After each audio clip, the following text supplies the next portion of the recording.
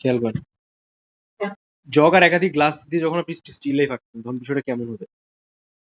সবার আগে এটা যদি আমাদের পেজ হয়ে থাকে, আপনি ট্রাই করবেন যে পেজের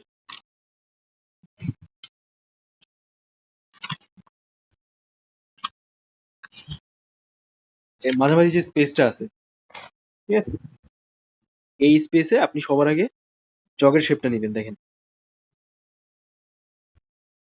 এরকম ওভাল দিলেন, এই জায়গাটা এভাবে ভাগ করে নিলেন, দেন এরকম একটা ওভাল দিলেন,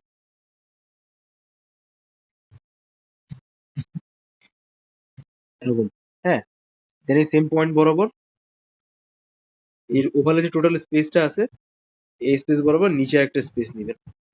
এটা হচ্ছে এই যে সাইজটা আছে এর 1.5 গুণ, মানে এ 1 গুণ, দেখেন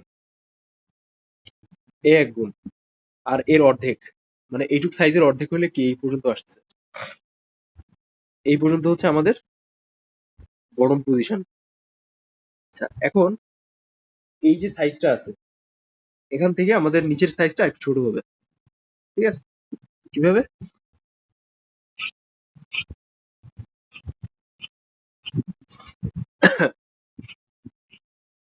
এভাবে সাইজটাকে ধরলেন, অবশ্যই এই পাশটা আর এই পাশটা মেলানো লাগবে। এ হয়ে গেল আমাদের মেলানো স্পেস। ক্লিয়ার? অবশ্যই এই দুইটা সাইজ, এই অংশটা আর এই অংশটা যেন সমান হয়। সেম ওয়ে এই অংশটা আর এই অংশটা সমান হয়, যেহেতু এটা ঢাকনার পার্ট এই জন্য হচ্ছে এটা বড়, আর ওটা যেহেতু ঢাকনার পার্ট না এই জন্য আমরা ছোট আঁকছি। এবার হচ্ছে আপনি যে কাজটা করবেন, আপনি সরাসরি হচ্ছে এই বিন্দু বরাবর এরকম ভাবে একটা স্পেস নিবেন। দেখেন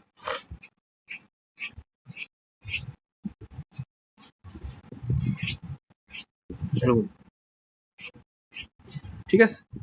এবার দেখেন একটা চারকোনা শেপ টাইপের তৈরি হচ্ছে। সো এই শেপটাকে কেন্দ্র করেই হচ্ছে আমরা মোটামুটি জগের উপরের যে পার্টটা আছে সেটাকে আঁকানোর চেষ্টা করবো, ঠিক আছে। এই বিন্দুটা যখন আমি এভাবে মাপটা নিচ্ছি, দেখেন এটা স্পর্শ হয়ে এভাবে গেল। তো যেহেতু এটা আমাদের মানে একটা রাফ স্কেচ, তো আমরা সবার আগে এটা বেসিক ড্রয়িংটা এঁকে নিব। খেয়াল করেন,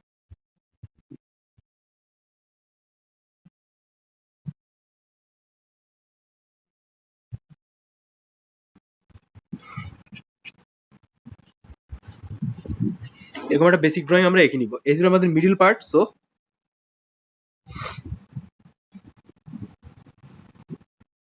এরকম দিয়ে আগে আমরা বেসিক পার্টটা এঁকে নিলাম, ঠিক আছে। এখানে যে হাতলের পার্টটা আছে এই হাতলের পার্টটা সরাসরি হচ্ছে আপনি এখান থেকে একটা জিওমেট্রিক শেপ আগে দিয়ে দিবেন। দেখেন আমি যেভাবে দিচ্ছি, ঠিক আছে, এই হচ্ছে জিওমেট্রিক শেপ। দেন এই পার্টটা এখান থেকে আমরা একটা ওভাল দিব, হাফ ওভাল। বুঝতে পারছেন? এবার এই যে আমরা শেপটা দিলাম এই শেপ বরাবর নিচে দিব। দেখেন আমাদের এই যে পার্টটা ছিল, অবশ্যই যখন ওভালের পার্টটা এরকম হয়,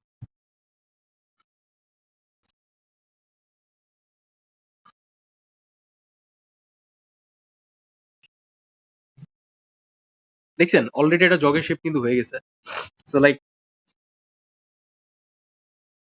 এবার আমরা যে কাজটা করব, আমরা আশেপাশের গ্লাসের শেপটা নিব। সবার আগে আমাদের কাজ হচ্ছে বেসিক শেপটাকে ধরা।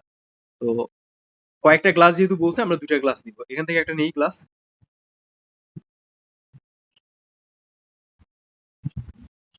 সেম প্যাটার্নে, ঠিক আছে।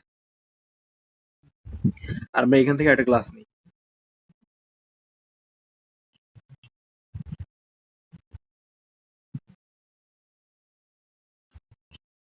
তো মোটামুটি আমরা একটা বেসিক কম্পোজিশন পেয়ে গেছি, জগ, গ্লাস, ঠিক আছে। এই গ্লাসের এই পার্টটাও আপনি অনেকটা বড় করবেন। আপনি মাঝখানের পার্টটা যত বেশি চড়া করবেন তত বেশি পরিমাণে গ্লাসের ভেতরের সাইডটা দেখা যাবে, ঠিক আছে। তো একটা মোটামুটি মাপঝোঁক নিয়ে আমরা এটা করে ফেললাম। এখন আমরা যেটা করবো আমরা এটাকে ফাইনালাইজ করার ট্রাই করবো, বা আমাদের লাইনগুলোকে আমরা আরো প্রমিনেন্ট করবো। ওকে, খেয়াল করেন কিভাবে।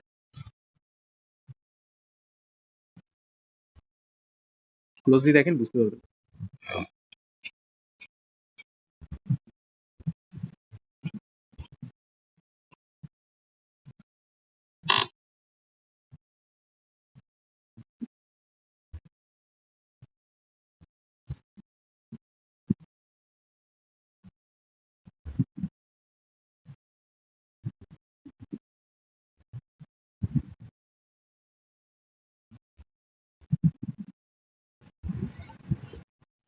দেখছেন কতটা সিম্পলিফাইড ওয়েতে আমরা কতটা শর্ট পিরিয়ড অফ টাইমে বিষয়টাকে ধরে ফেললাম, তাই না?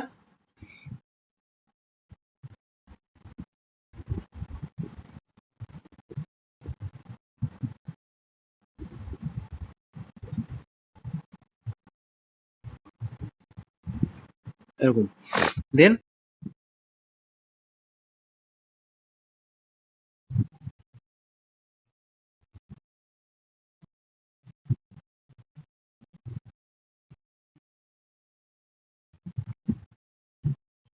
এই যে পার্টটা আছে, এই পার্টটা আপনি হালকা করে এরকম ভাবে পেন্সিল দিয়ে ছোঁয়াই দিবেন, যেন এটা ডাইমেনশনটা আরো ভালো প্রকাশ পায়।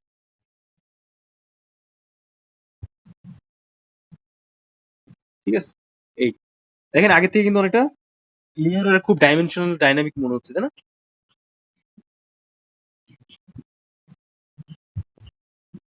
এবার আপনি চাইলে এর ভিতরে একটু পানির শেপ টাইপের দিতে পারেন, বা ওয়াটার হোল্ড হয়ে আছে। দেন সরাসরি হচ্ছে আপনি এখান থেকে এই যে আমি জগের যে হ্যান্ডেলটা আছে সেটাকে আঁকানোর চেষ্টা করতেছি, খেয়াল করেন।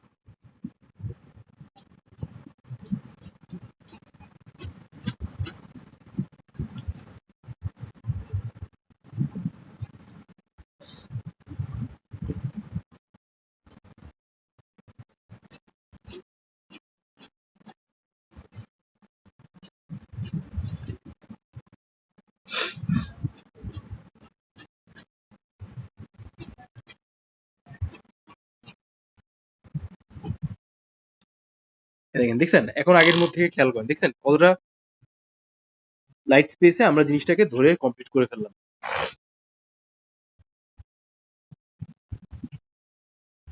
এগুলো আমাদের জগের পার্ট।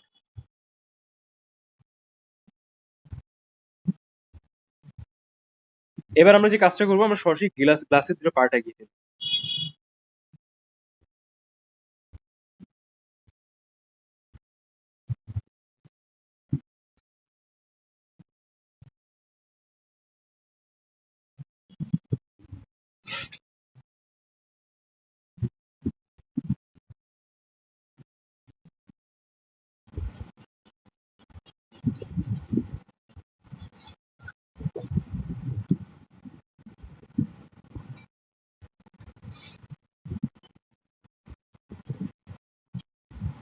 ঠিক আছে, এই হয়ে গেল একটা গ্লাস। লাইনগুলোকে প্রমিনেন্ট করে দেন, দেন আমরা পাশের গ্লাসটা।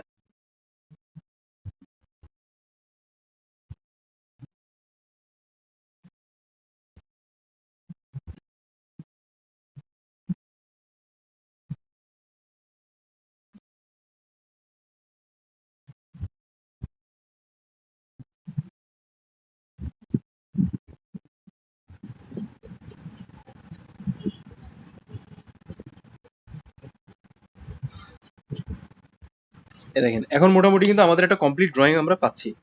এবার আমরা যে কাজটা করবো, আমরা এর ভিতরে একটা আলো ছায়া অ্যাড করার ট্রাই করবো। দেখেন,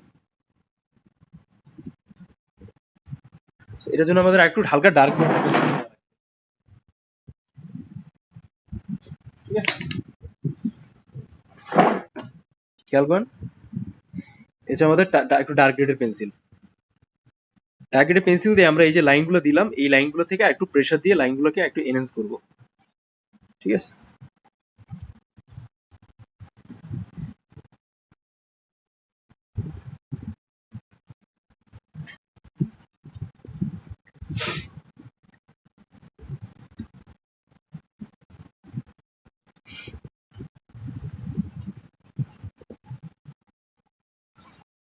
ঠিক আছে, আগে থেকে কত চেঞ্জ লাগতেছে, তাই না?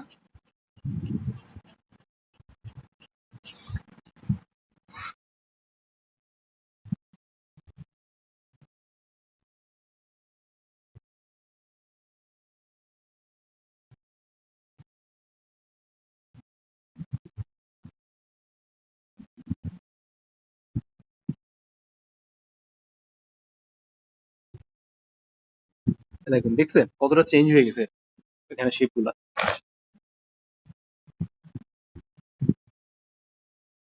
এই হয়ে গেল আমাদের আগের বেসিক শেপ। এখন এই জায়গা থেকে ডাইমেনশনটাকে একটু ক্ল্যারিটি আনার জন্য সরাসরি আপনি এখান থেকে এরকম ভাবে হালকা করে কিছু এক্সট্রা লাইন দিয়ে দিবেন। আর যেহেতু হচ্ছে এটা জগের নিচের পার্ট, তো এই জায়গাটা আমাদের দাগটা বেশি আসবে।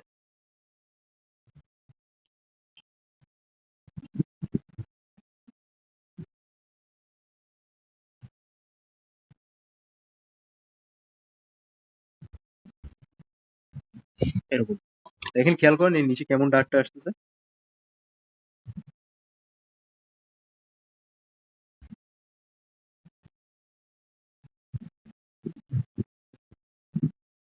দেখছেন কতটা চেঞ্জ আসছে।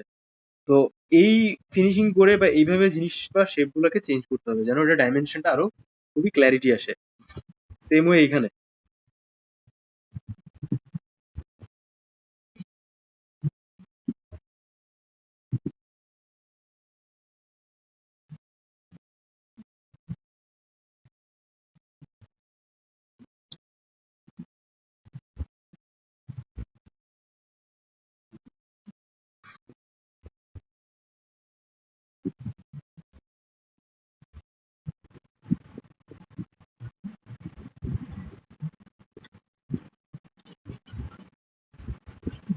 দেখেন।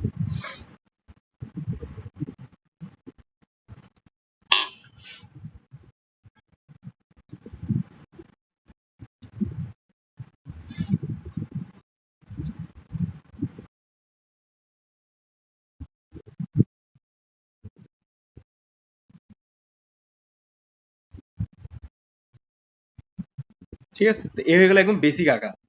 হোপফুলি আপনি ব্যাপারটা বুঝতে পারছেন। এখন এইভাবে আপনি আঁকার চেষ্টা করুন।